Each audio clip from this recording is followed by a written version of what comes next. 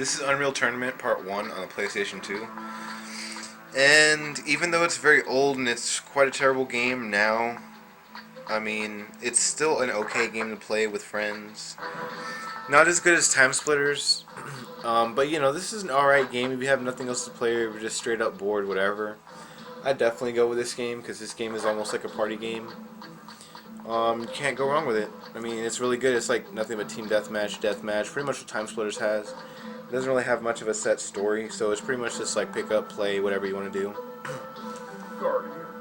And this is going to go out, you know, right here for basically it's a review, another review, and you know, set your points, your time, whatever you want to do, and then just have a team deathmatch like Time Splitters. And you got your difficulties of what you want for you know, the bots. If you want them to be like super hard or just super easy, so it's whatever. And you know, what do you have to say compared to the other games? I guess other Unreal Tournaments or. Unreal Tournament 3 is actually really good. It's kind of like Halo in a way, and it has vehicles that you can drive and stuff, and it has a lot of really fun guns that you can shoot. But this first one is actually kind of bad. It's not that great, and you should be able to pick it up for like, I don't know, like $2 or something. It's all it's worth. But it's not that, like when it first came out, it was actually really good at the time. And it came up with a lot of like unique stuff, like the term frags and stuff. Like that was all from Unreal Tournament, and things like the word godlike, like that was actually used first in Unreal Tournament. And here's some gameplay from it. Yeah, things like First Blood and just random stuff like that. Like a lot of sayings came from Unreal Tournament. Sure, as well. Yeah, the announcer is really funny. I had to jump. Oh, there you go. Yeah, in this game you can actually jump. Not a bunch of first-person shooters really have. Well, a bunch of them nowadays do, but I mean, it was really rare to find one back then that you can actually jump in. But you know, some games did, but not all did. So it's actually pretty good that now some games do, so you can get over obstacles and it's not so annoying. You can pick up little health vials and health packs and stuff to increase your health, and they also have armor and stuff. It's kind of like Time Splitters has, except Time Splitters is a little bit more elaborate when it comes to that. Yeah, also, if you shoot their bodies enough times, they kind of explode, just for something to do if you're bored.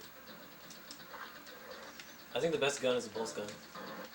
If you press the alternate fire button, which is R2, it has a little laser that pops out, or it shoots these rapid fire like green energy balls.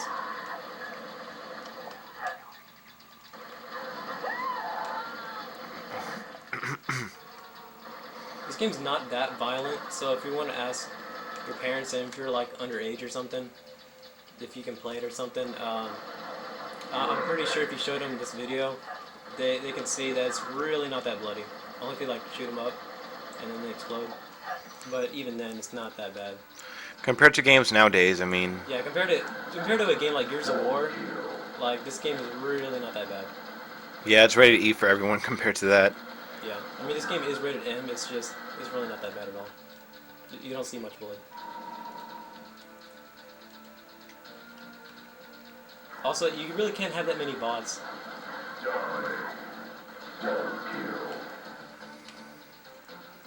I really only like this game for the announcer. And if you have enough money, which is like $10, you can easily pick up Unreal Tournament 3 at GameStop. And it's only on the PlayStation. Well, access free for PS3 and 360. So, yeah. Either way, you know, you're making a good buy for that game. It's actually got a story mode, but it's mostly just normal team deathmatch. It's not like Gears of War. You just run around, kill enemies, progress your story. It's basically like you're in a set stage, just basically doing deathmatch or team deathmatch and whatever.